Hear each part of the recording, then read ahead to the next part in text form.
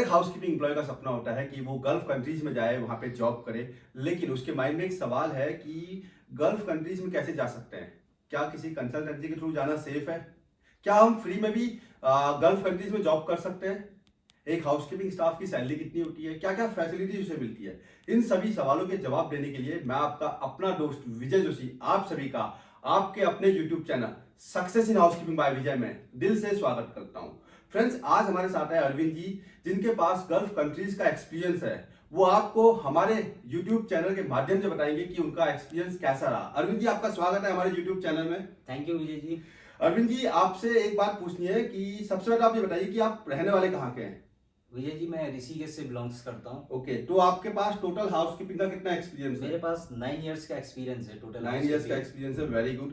तो आपने gulf countries में जॉब की भी है? जी सर, मैंने 4 साल गल्फ कंट्री में जॉब करी है। ओके, कहाँ कहाँ पे? मैंने आबू धाबी और दुबई। दुबई में। तो अबू धाबी में आप कौन से होटल में थे?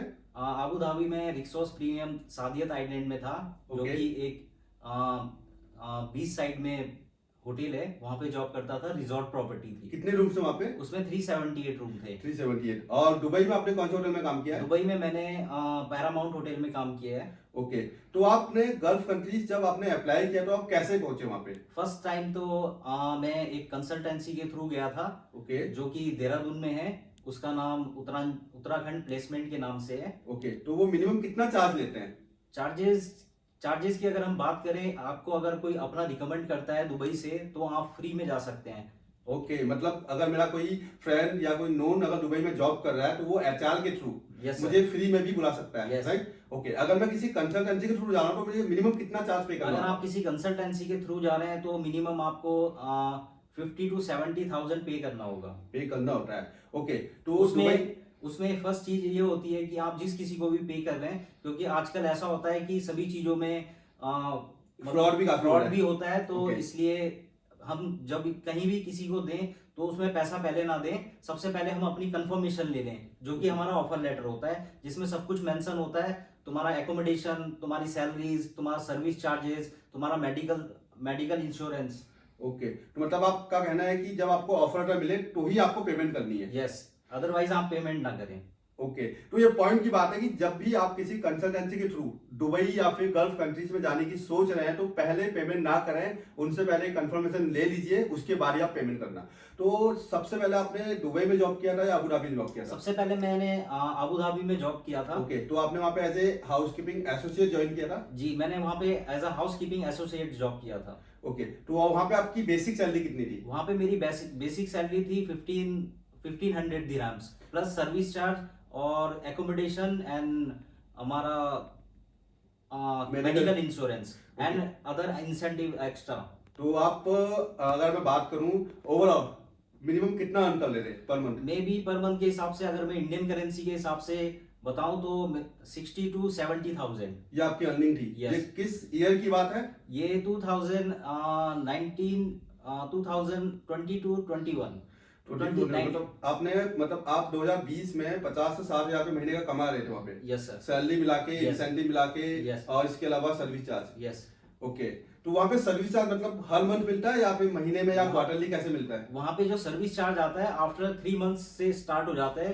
जैसे कि आज मैंने ज्वाइन किया है तो उसके 3 मंथ बाद स्टार्ट हो जाएगा और वो मंथली मिलता है।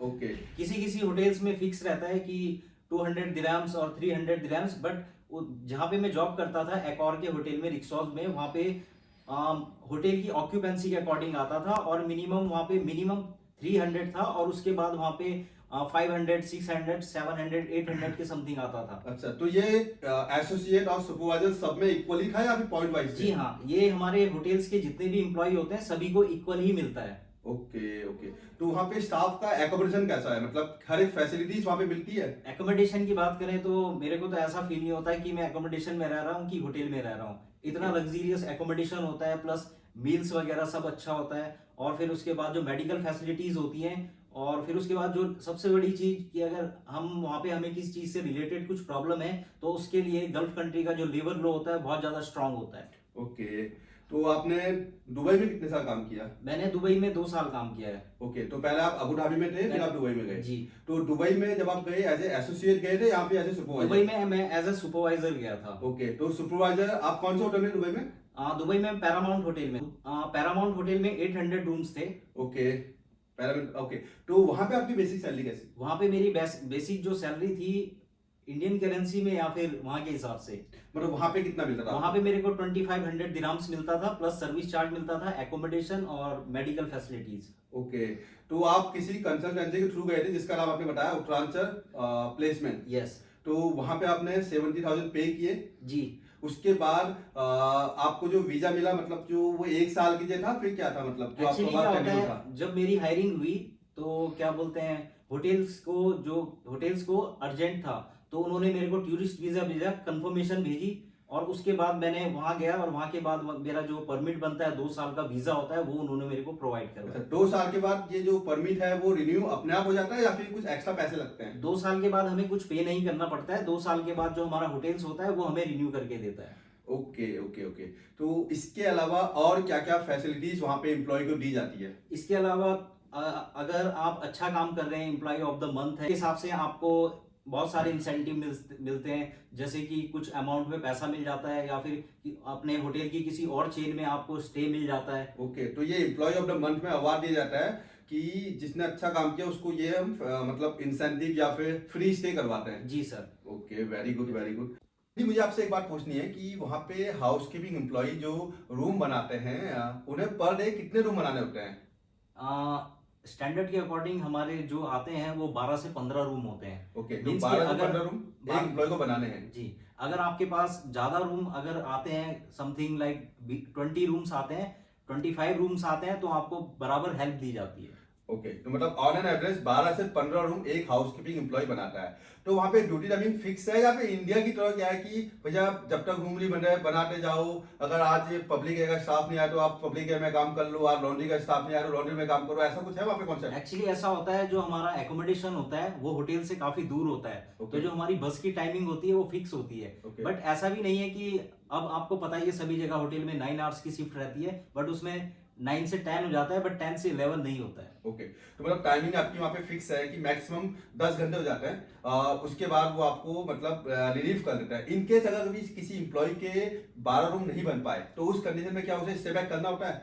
नहीं, उसे अगर नहीं बन पा रहे हैं तो सुपरवाइजर के ऊपर डिपेंड करता है कि उसकी हेल्प करा के जल्दी से जल्दी वो रूम खत्म करवाए। ओके, तो एज ए सुपरवाइजर जब आपने काम किया था तो आपको कितने रूम्स पर डे चेक करने होते हैं? मिनिमम जो स्टैंडर्ड आता है वो 30 to 40 रूम्स का आता है। ओके, तो एज ए सुपरवाइजर आप 30 to 40 रूम चेक करते थे और as a employ housekeeping associate आप 12 से 15 रूम बना रहे थे। तो वहाँ पे रूम का साइज क्या है, मतलब नॉर्मल यही साइज रहता है या फिर इससे बड़ा है? एक्चुअली हमारे पास रूम के डिफरेंट होटल में डिफरेंट साइजेस होते हैं। जो हमारे नॉर्मल साइज होते हैं वो सेम ही होते हैं, उसके बाद स्वीट आ जाता है, प्रेसिडेंशियल स्वीट आ जाता है, और भी बहुत कैटेगरीज आती है, उनमें टाइमिंग जो होती है वो डिफरेंट लगती है। ओके ओके, तो मुझे एक बात और पूछनी थी जो काफी इंपॉर्टेंट है और मुझे लगता है कि हमारी हाउसकीपिंग ऑडियंस भी इस बात को जानना चाहिए कि गल्फ कंट्रीज में प्रमोशन के क्या चांसेस है। मतलब जैसे इंडिया में होता है कि पॉलिटिक्स बहुत ज्यादा चलती है, ठीक है, पर्सनल फेवर बहुत ज्यादा दिया जाता है, जेंडर वाइज फेवर दिया जाता है। क्या दुबई या फिर अबू धाबी में ऐसा कोई कॉन्सेप्ट है कि वहाँ पे फेवर किया जाता है या फिर उसकी एफिशिएंसी या डेडिकेशन के अकॉर्डिंग उसे प्रमोट किया जाता है? ऐसा कुछ नहीं है, वहां पे कोई पॉलिटिक्स नहीं होती है, सब कुछ डिपेंड करता है हमारे वर्क के ऊपर, मैं कितना अच्छा काम कर रहा हूँ। अगर मैं अच्छा काम कर रहा हूँ तो मैं मिनिमम 1 ईयर में 2 ईयर में प्रमोशन ले सकता हूँ। ओके, तो आप जब हाउसकीपिंग एसोसिएट थे और आप जब हाउसकीपिंग सुपरवाइजर बने तो आपको हाउसकीपिंग एसोसिएट से सुपरवाइजर बनने में कितना समय लगा? Minimum 2 years. ओके, 2 इयर्स में आप एज सुपरवाइजर बन चुके थे? Yes sir. ओके, तो आपकी लास्ट जॉब दुबई में थी? Yes. तो आप दुबई से वापस इंडिया क्यों आए? एक्चुअली मेरा फैमिली प्रॉब्लम था जिसकी वजह से मेरे को आना पड़ा। ओके, तो आप वापस इन फ्यूचर दुबई में जाने की सोच रहे हैं? हाँ, वापस इन फ्यूचर में अगर मेरे को किसी कंट्री जाना होगा तो मैं वापस वहीं जाऊंगा, क्योंकि एक तो हमारे इंडिया से सबसे नियरेस्ट है, और जहाँ का टाइमिंग और जो रेंट वगैरह है बहुत ही ज्यादा कम है। ओके, मुझे एक बार और पूछनी है कि क्या आपने गल्फ कंट्रीज के अलावा कहीं और भी जॉब की हुई है? हाँ, मैंने गल्फ कंट्री के अलावा एशिया में हमारा मलेशिया में जॉब करा है मैंने, कुआलालंपुर में। ओके, कुआलालंपुर एयरपोर्ट पे। ओके, तो वहां पे भी होटल था? जी हाँ, वहाँ पे एयरपोर्ट होटल पे जॉब किया है मैंने, जिसमें मैं एज अ रूम अटेंडेंट काम करता था। ओके। वहाँ पे मेरा जो सैलरी था वो 1800 रिंगेट्स था, जो कंपेयर करें अकॉर्डिंग टू द इंडिया तो समथिंग 35-36,000 बैठता है। ओके, तो वहां पे भी सेम सर्विस चार्ज, इंसेंटिव सब कुछ सेम था? नहीं, वहाँ पे सर्विस चार्ज नहीं था, बट सैलरी थी जो भी थी। और उसके बाद एक तो वो हमारा गल्फ के अकॉर्डिंग काफ़ी दूर पड़ जाता है, और जो वहाँ का जो हमारा फ्लाइट का जो टिकट होता है वो काफ़ी एक्सपेंसिव होता है। ओके, तो वहां भी आप किसी कंसल्टेंसी के थ्रू गए थे या फिर? एक्चुअली वहाँ पे मेरा कोई जानने वाला था, तो ओके, उसने मेरे को उधर बुलाया था। मतलब आप फ्री में चले गए थे? हाँ, फ्री में चला गया ओके, था। तो मैं एक बात कहना चाहूंगा कि अगर कोई इस वीडियो को देखने के बाद हमारा कोई housekeeping family members gulf countries में जॉब करने की सोच रहा है, तो क्या आप उन्हें कोई हेल्प कर सकते हैं? हाँ, मैं बिल्कुल हेल्प कर सकता हूँ। पहले तो ये कहना चाहूंगा कि अगर आपका कोई जानने वाला है, आपकी किसी की कोई कोई रेफरेंस में है, तो आप उन्हें कॉल करके बुलाइए, तो आपको फ्री ऑफ कॉस्ट लगेगा पेमेंट। कंसल्टेंसी हाँ, कंसल्टेंसी कंसल्टेंसी के थ्रू जाना है तो मैं उनकी बिल्कुल हेल्प कर सकता हूँ। ओके, तो मैं अरविंद जी का नंबर आपको नीचे डिस्क्रिप्शन में दे दूंगा, आप इन्हें कॉल कर सकते हैं और जितना भी होगा ये आपकी हेल्प करेंगे। उम्मीद करते हैं कि आपको आज की वीडियो पसंद आई होगी। अगर आपके माइंड में कोई भी सवाल है तो आप मुझसे कमेंट बॉक्स में पूछ लेना। I will be more than happy to assist you. मिलता हूं एक नई वीडियो के साथ। Thank you so much. Thank you Arvind ji. Thank you.